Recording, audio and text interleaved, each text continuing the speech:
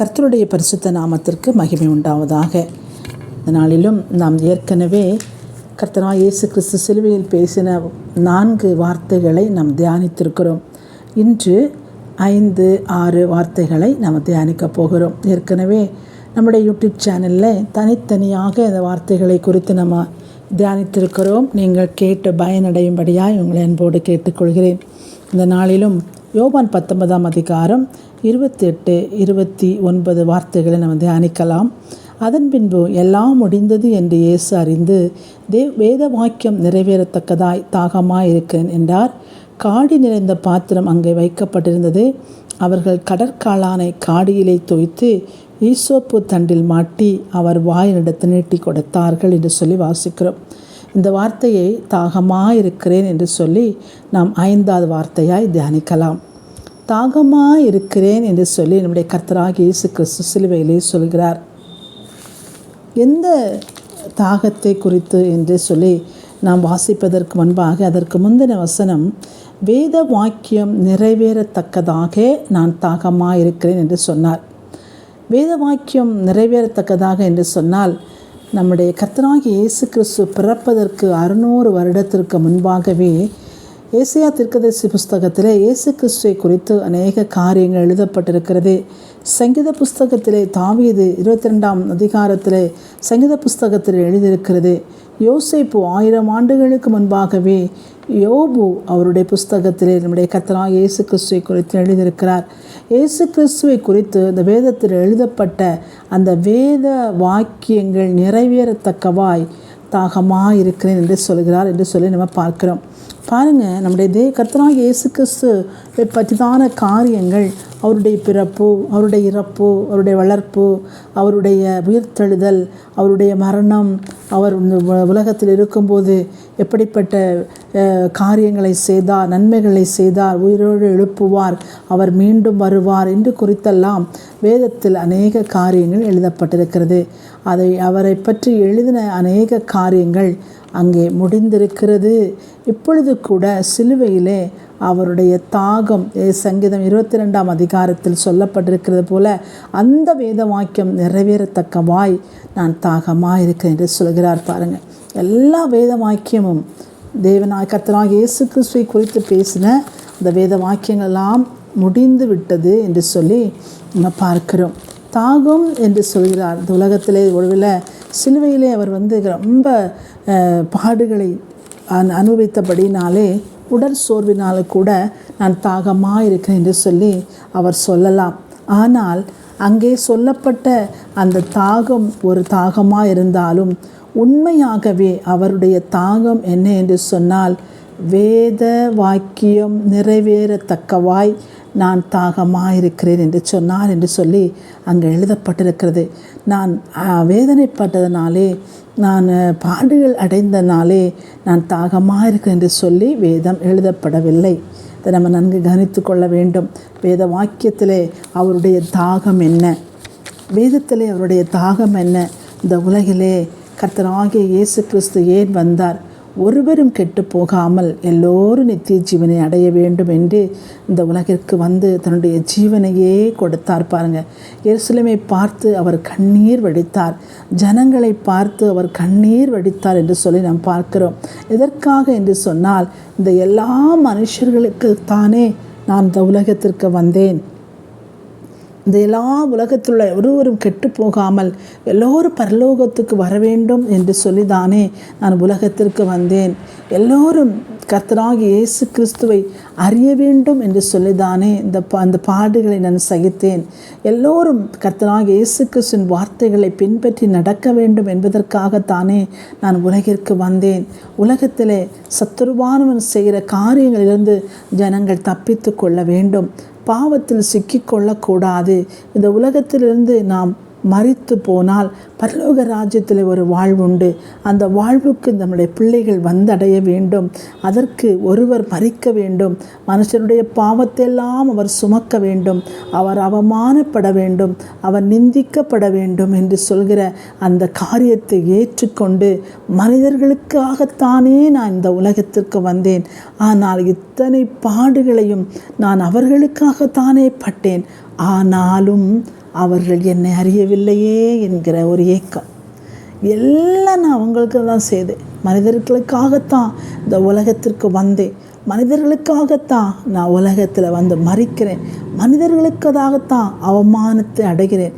மனிதர்களுக்காகத்தான் அடிகளை பட்டேன். எப்படிப்பட்டதான காரியங்கள் இந்த உலகத்தில் அவர் செய்தாரோ சகலமும் மனிதர்களுக்காகத்தானே நான் செய்தேன் என்று சொல்லி அவர் அங்கலாய்க்கிற காரியத்தை நம்ம பார்க்கிறோம். பாருங்கள், நாம் தாகமாக இருக்கிற என்று சொல்லி அநேகர் சொல்கிறாங்க. அவர் தாகத்தினாலே தவித்தார் என்று சொல்லி. அப்படியல்ல, வேத வாக்கியம் நிறைவேறும்படியாகத்தான் நான் தாகமாக இருக்கிறேன் என்று சொன்னார் என்று சொல்லி நம்ம ஏற்கனவே பார்த்தோம். யாருக்கு தாகம்? ஒரு மாமிசத்தில் தாகம் என்று சொன்னால் அது யாருக்கு தாகம் என்பதை நாம் அறிந்து கொள்ள வேண்டும். யாருக்கு தாகம்? அவருக்கு தாகம் இருந்தால் அவருக்கு மனுஷரிடத்தில் கேட்க வேண்டிய அவசியம் இல்லை. பாருங்கள், ஒரு சமாரியா ஸ்திரீயிடத்தில் அவர் சொல்கிறார், நீ என்னிடத்தில் கேட்டால் நான் ஜீவ தண்ணீரை உனக்கு தருவேன் என்று சொல்கிறார். நோவாவின் காலத்திலே வானத்தின் மதகுகளை திறந்து மலைகளை கொட்டின தேவன், பூமியில் உள்ள ஊற்றுக்களையெல்லாம் திறந்து தண்ணீரை கொடுத்த தேவன். பாருங்கள், ஆறுகளையும் குளங்களையும் உருவாக்கின தேவன், நதிகளை உண்டாக்கின தேவன். ஏதேன் தோட்டத்திலே நதிகளை உண்டாக்கினவர், சமுத்திரத்தை உண்டாக்கினவர், மலைகளையும் குன்றுகளையும் அங்கே இருந்து ஓடி வரக்கூடிய தண்ணீர்களை உருவாக்கின தேவன், எல்லாவற்றையும் உருவாக்கின தேவன் அவர். தாகம் என்று சொன்னால் அவர்தான் ஜீவ தண்ணீர். முக்கியமாக மிகவும் ஒரு முக்கியமான காரியம் என்று சொன்னால் இஸ்ரவேல் ஜனங்களுக்கு தன்னையே பிளந்து தண்ணீரை கொடுத்தவர் நம்முடைய தேவன் என்பதை நாம் வாசித்திருக்கிறோம். யாருக்கு தாகம்? அநேகர் சொல்லுகிறாங்க, மாமிசத்தின் தாகம், அவர் களைப்படைந்தார், ஆதலால் அவர் தாகமுற்றார் என்று சொல்லி. அப்படி அல்ல. நாம் ஒரு விசை படித்திருக்கிறோம், அவர் வேத வாக்கியம் நிறைவேறும்படியாய் தாகம் என்று சொன்னார். இரண்டாவது, மாமிசத்திலே அவர் தாகமாக இருந்தாலும் அவர் நினைத்தால் தாகத்தை தீர்க்க எத்தனை கோடி தூதர்களை கொண்டும் அவர் அந்த தாகத்தை தீர்த்து விடலாம். ஆனால் தாகம் அவருக்கல்ல. ஏனென்று சொன்னால் அவரே ஜீவ தண்ணீர்.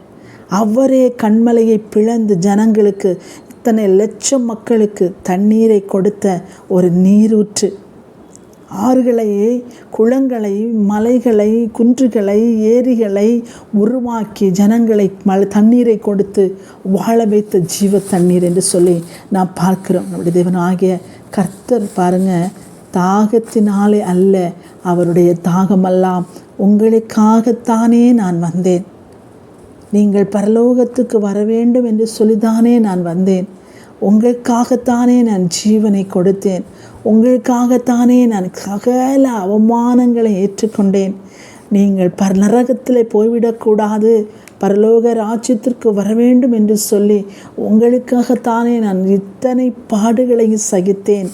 ஆனாலும் என் ஜனங்களோ அறிவில்லாமல் சங்காரமாகிறீர்களே, என் ஜனங்கள் இன்னும் என்னை ஏற்றுக்கொள்ளவில்லையே, நான் ஒளியாய் வந்தேனே, ஆனாலும் நீங்கள் இருளை தேடிக்கொண்டிருக்கிறீர்களே.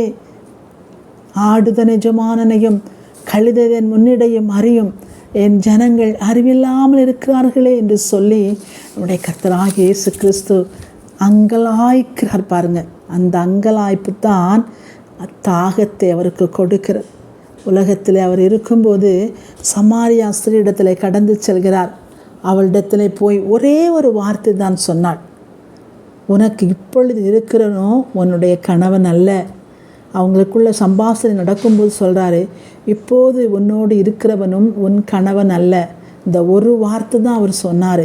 இந்த ஒரு வார்த்தையும் கேட்டு ஒரு கிராமத்தையே கர்த்தராகிய இயேசு கிறிஸ்துவினிடத்தில் கொண்டு வந்தாள் ஒரு சமாரியா ஸ்திரீ. பாருங்கள், எத்தனை காலங்கள் ரட்சிக்கப்பட்டு எத்தனை வருடம் ஆயிருக்கிறது. அவருடைய தாகத்தை தீர்க்க நாம் என்ன காரியத்தை செய்து கொண்டிருக்கிறோம்? அவருடைய தாகம் என்ன? தேவன் உலகத்தில் உள்ள ஜனங்கள் எல்லோரும் கர்த்தராகிய இயேசு கிறிஸ்துவை அறிய வேண்டும், பரலோக ராஜ்யத்திற்கு வர வேண்டும், 1000 வருஷ அரசாட்சியிலே அவர்களெல்லாம் வந்து சேர வேண்டும், அவர்களுக்கு பரலோக ராஜ்யத்தின் நன்மைகளை கொடுக்க வேண்டும். நன்மைகளை கொடுக்கும்படியாக தன் ஜீவனை கொடுத்த தேவன் அந்த தீமைகளை கொடுக்கும் போதும் கடைசி நேரத்தை ஆகிலும் என்னை ஏற்றுக்கொள்ள மாட்டார்களா என்கிற ஒரு தாகத்தை தான் அந்த இடத்துல நான் தாகமாக இருக்கிறேன் என்று சொல்கிறார். பாருங்கள், தாகமாக இருக்கு என்று சொன்னதற்கு சீசர்கள் கொடுத்த காரியம் என்ன? கடற்காளான். கடற்காளானை காடியில் தோய்த்து, அந்த கடற்காளான் பார்த்திங்கன்னா வயிற்றுக்குள்ளே போனால் வயிற்றில் உள்ள குடல்களெல்லாம் பிடுங்கி எடுக்கக்கூடிய அளவுக்கு வலி உண்டாகுமாம். குடல்களெல்லாம் பிரிந்து போகிற அளவுக்கு அந்த கடற்காளான் கசப்பு நிறைந்த ஒரு பொருளாக இருக்கிறது. அந்த கடற்காளானைத்தான் நம்முடைய கர்த்தராகிய இயேசு கிறிஸ்துவுக்கு குடிக்கும்படியாக கொடுக்கிறார்கள். இந்த நாளிலும் கூட இப்படிப்பட்ட உலகத்தில் இருக்கிற ஜனங்கள் கர்த்தராகிய இயேசு கிறிஸ்துவை குறித்து, அவருடைய தாகத்தை குறித்து, அவருடைய ஏக்கத்தை குறித்து உலகத்தில் சொல்ல போனால் உலகம் எதை கொடுக்கிறது? கடற்காளானை கொடுக்கிறது. குடும்பங்களிலே போய் சொல்ல போனால் கடற்காளானை கொடுக்கிறது.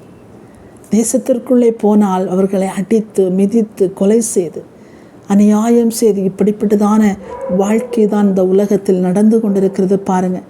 ஆனாலும் தேவனுடைய தாகத்தை தீர்க்கும்படியாய் ஒரு கூட்டம் ஜனம் ஓடிக்கொண்டிருக்கிறது.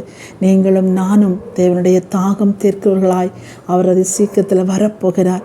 அவரோடு கூட ஒரு கூட்டத்தை கொண்டு செல்லும்படியான ஒரு காரியத்தை நம்முடைய இதயத்தில் சமாரியா ஸ்திரியைப் போல பெற்று நாம் ஓடுகிறவர்களாய், தேவனை பற்றி பேசுகிறவர்களாய் நாம் காணப்பட வேண்டும்.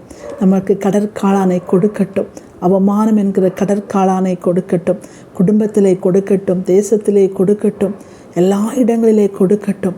ஆனாலும் தேவனுடைய தாகம் தீர்க்கிறவர்களாக மாறுவோமானால் அவரோடு கூட நம்ம ஒரு பெரிய ஆளுகைக்குள் நம்மளை கர்த்தர் கொண்டு செல்லுவார்.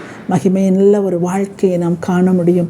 நாம் காண்பது மாத்திரமல்ல, தேவ பிள்ளைகளும் அநேக ஜனங்கள் கர்த்தருடைய தாகத்தை தீர்க்கிறவர்களாய் அந்த பூமியிலே அந்த 1000 வருஷ அரசாட்சியில் வந்து நிற்கும்போது அங்கே நமக்கு மகிமையும் கனமும் உண்டாகும் என்பதை நாம் மறந்து போகக்கூடாது. கர்த்தர் நல்லவர். இந்த நாளிலே தாகமாக இருக்கு என்பதை குறித்து நம்ம பேசியிருக்கிறோம்.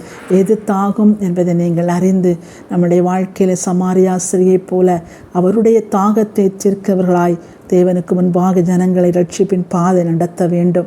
அப்படியாய் கர்த்தர் உங்களை ஆசீர்வதிப்பாராக.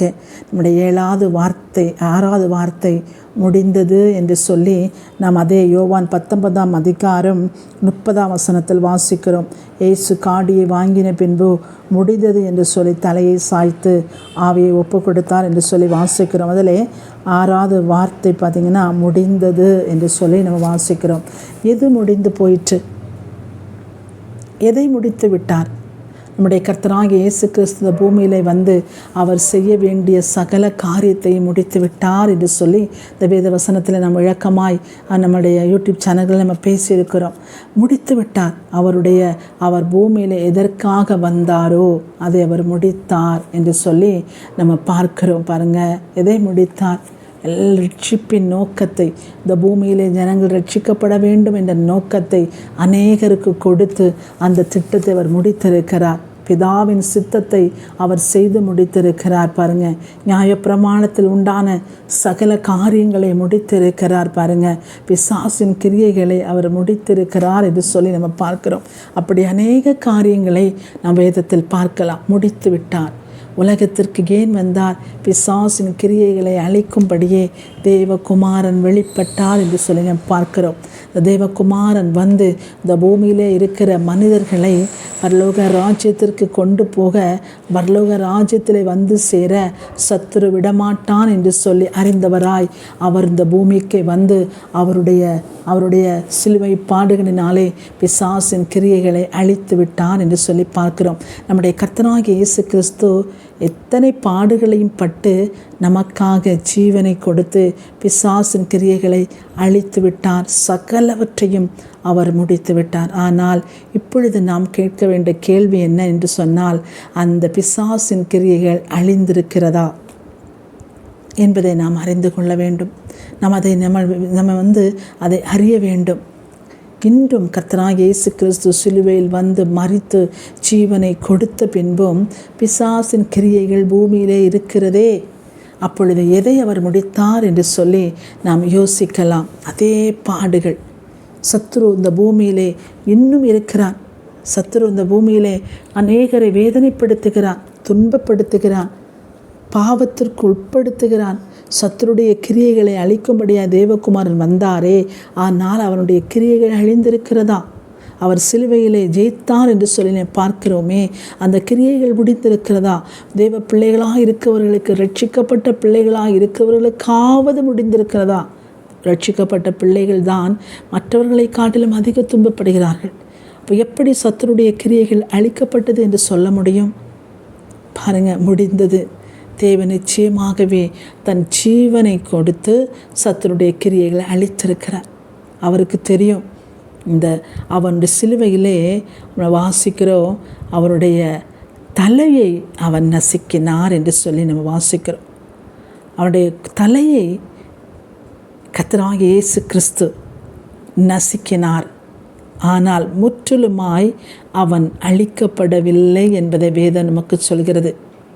கடைசி நாட்களிலே நீங்கள் வெளிப்படுத்தல் சுவிசேஷம் 20ஆம் அதிகாரங்களில் நீங்கள் வாசிக்கும்போது கர்த்தராகிய இயேசு கிறிஸ்துவனுடைய 1000 வருஷ அரசாட்சிக்கு பிறகுதான் சத்துரு முற்றிலுமாய் சங்காரமாகிறான் என்று சொல்லி நம்ம பார்க்கிறோம்.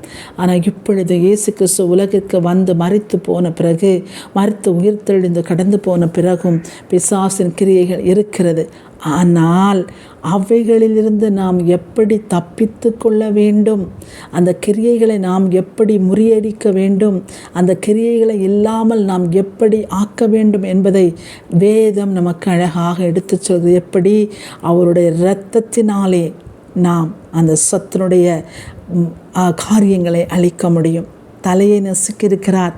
அந்த வாளினாலே அநேக ஜனங்களை வஞ்சித்து கொண்டிருக்கிற அந்த ஒரு ஸ்ட்ராங்கற்ற, என்ன சொல்கிறது, ஒரு பலனற்ற ஒரு வல்லமை தான் அவனுக்கு இருக்கிறது. பாருங்கள், அந்த பலனற்ற வல்லமைகளை கர்த்தராகிய இயேசு கிறிஸ்துவின் பலத்தினாலே நாம் ஜெயித்து விடலாம்.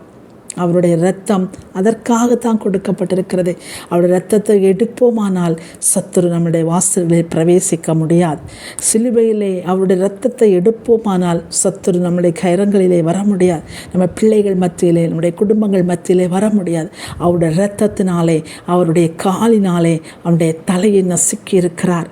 அந்த இரத்தம், சிலுவையின் அன்பு, சிலுவையில் நெருங்குதல், கர்த்தரோடு உறவாடுதல், கர்த்தரோடு பேசுதல், ஆவியானவரை ஏற்றுக்கொள்ளுதல், ஆவியானவரோடு சஞ்சரிப்பல், வேதத்தை வாசித்தல், அவரோடு இணைந்து கொள்ளுதல், தேவனுடைய இரத்தத்தோடு நம்மை இணைத்து கொண்டோமானால் அந்த சத்துருடைய கரங்களிலிருந்து, அவன் செய்கிற கிரியிலிருந்து நம்மை நாம் விடுவிக்க முடியும் என்று சொல்லி வேதவசனம் சொல்கிறது.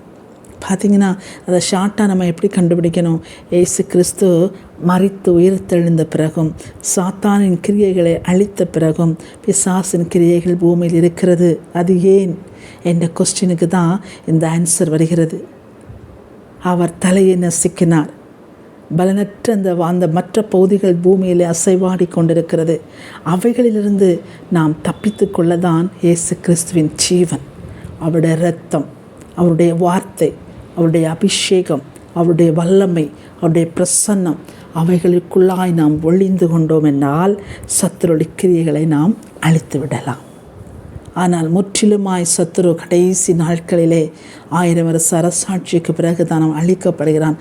அத்தனை நாட்களுக்குள்ளாய், ஆண்டோடைய வருகைக்குள்ளாய் இந்த பூமியில் உள்ள எல்லா ஜனங்களையும் தன் பக்கமாக இழுத்துவிட வேண்டும் என்று சொல்லி அந்த பலனற்ற வல்லமையை கொண்டு அநேகரை வஞ்சித்து கொண்டிருக்கிறான்.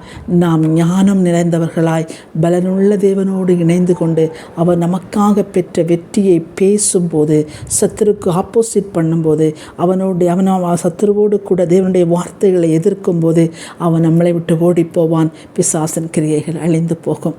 அப்போதுதான் தேவன் செய்த காரியங்கள் நம்முடைய வாழ்க்கையில் முடியும். பாருங்கள், நாம் எப்படி முடிப்பது? அவர் முடித்து விட்டார்.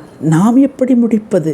தேவனுடைய வார்த்தையோடு, அவருடைய பிரசன்னத்தோடு, அவரோடு சஞ்சரிப்பதோடு, அவரோடு பேசுவதோடு, சிலுவையோட இரத்தத்தோடு, இரத்தத்தின் வல்லமையோடு, வேத வசனங்களை பேசுவதன் மூலம், ஜெபத்தின் மூலம், துதியின் மூலம் நாம் பிசாசின் கிரியைகளை ஜெயித்து அவரோடு கூட சமாதானத்தோடு, சந்தோஷத்தோடு இந்த பூமியிலே நாம் வாழ முடியும் என்று சொல்லி நாம் அறிந்து கொள்ள முடியும்.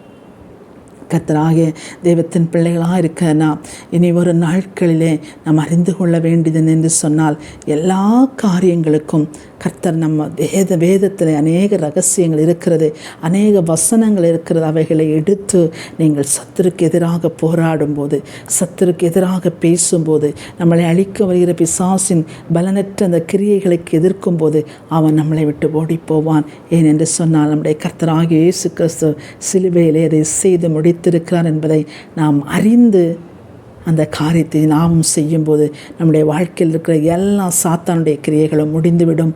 சந்தோஷம், சமாதானம் நம்முடைய வாழ்க்கையில் உண்டாகும். கர்த்தர் தாமே உங்களை ஆசீர்வதிப்பாராக. நல்ல வார்த்தைகளை கேட்க கர்த்தர் கிருபை செய்ததற்காக தேவனுக்கு நன்றி செலுத்துகிறேன். தொடர்ந்து நம்முடைய சேனலில் இருக்கிற வார்த்தைகளை நீங்கள் கவனித்து மற்றவைகளை அறிந்து கொள்ள உங்களை நான் அழைக்கிறேன். கர்த்தர் உங்களை ஆசீர்வதிப்பாராக. ஆமென்.